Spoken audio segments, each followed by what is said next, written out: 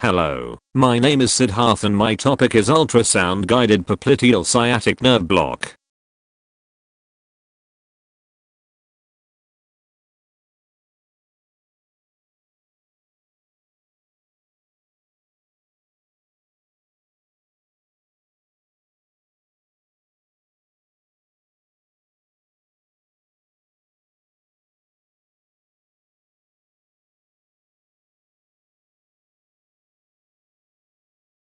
The sciatic nerve consists of two separate nerve trunks, the tibial and common peroneal nerves. A common peroneal sheath envelops these two nerves from their origin in the pelvis, which is distinctly separate from the epineuroeum of each nerve. This division of the sciatic nerve usually occurs between 50 and 120 mm proximal to the popliteal fossa crease.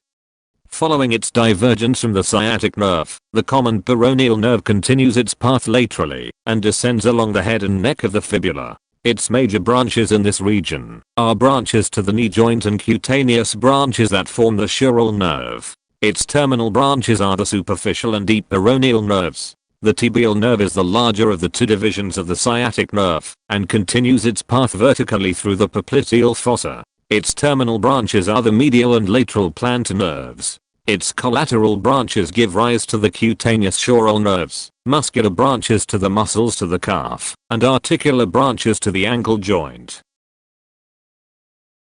There are two types of motor responses that can be elicited with sciatic nerve stimulation at the level of the popliteal fossa. Common peroneal nerve stimulation results in dorsiflexion and eversion of the foot, whereas stimulation of the tibial nerve results in plantar flexion and inversion. As the stimulating current is being decreased, the twitch of the great toe often remains the only motor response seen with currents of less than 0.5 mA. As opposed to the more proximal block of the sciatic nerve, popliteal fossa block anesthetizes the leg distal to the hamstring muscles, allowing patients to retain knee flexion. This block is mostly used for foot and ankle surgery. When used as a sole technique, popliteal fossa block provides excellent anesthesia and postoperative analgesia, allows use of a calf tourniquet. Usual machine setting, a high frequency linear probe, resolution mode keeping depth 2-4 cm within line approach from lateral to medial using 15-20 ml of local anesthetics. Pod can be placed lateral, prone or supine during this block. Operator lies on same side and ultrasound machine on opposite side. Needle entry will be from laterally and in plane approach. The landmarks are 1. Popliteal fossa crease, 2. Tendon of biceps femoris, laterally, and 3. Tendons of semitendinosus and semimembranosus, medially. They are easily identified, even in obese patients. In this approach, the transducer is kept in the transverse position at the popliteal crease. The popliteal artery is identified, aided with color Doppler when necessary, at a depth of approximately 3-4 cm. The popliteal vein accompanies the artery at its position just superficial, posterior, to it.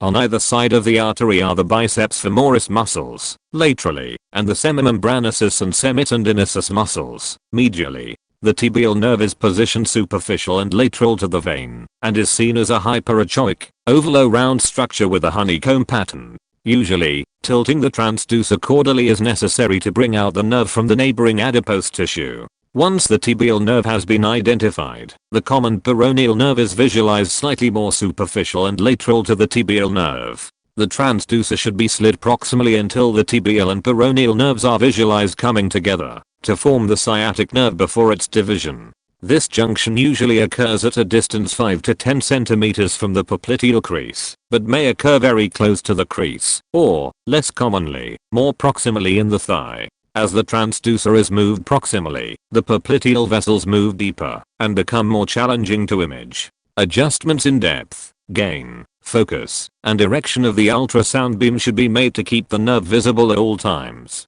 At the popliteal fossa, the sciatic nerve typically is visualized at a depth of 2-4 cm. Anisotropy makes the sciatic nerve difficult to scan at popliteal fossa.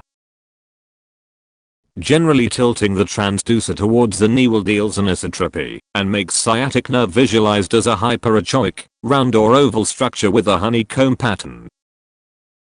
C. The sciatic nerve structure. Any injection outside epineurum, yellow color, is safe.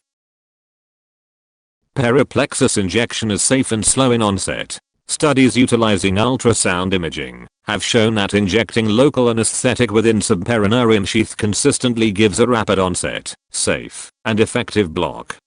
This is not considered to be an intraneural injection, as long as the epineurum of the individual nerves is not breached.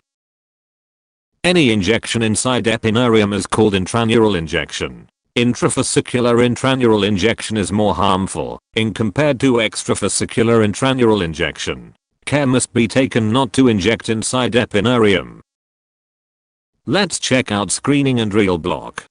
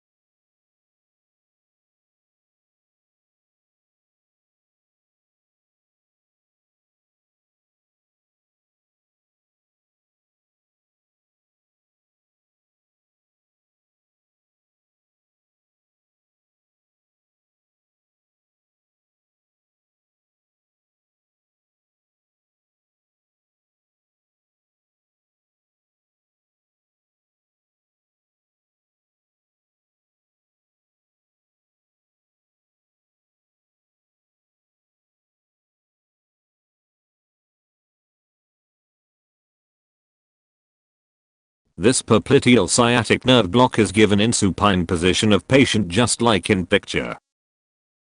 Complications are less in this block, but can be infection, hematoma, vascular puncture, nerve injury, pressure necrosis of heel. The anatomy of the sciatic nerve in the popliteal fossa is variable, and the division into the tibial nerve and common peroneal nerve occurs at an inconstant distance from the popliteal crease. Note that in contrast to the common assumption, the sciatic nerve is not enveloped by the same tissue sheath as are the popliteal vessels. Consequently, the concept of the neurovascular sheath is not applicable to this block. Instead, in the popliteal fossa, the sciatic nerve components are lateral and superficial to the popliteal artery and vein. This anatomic characteristic is important in understanding why vascular punctures and systemic toxicity are so rare after popliteal blockade. In summary, sciatic nerve block at popliteal crease is useful technique to accomplish anesthesia and analgesia for ankle and foot surgery. Thank you very much for your kind attention.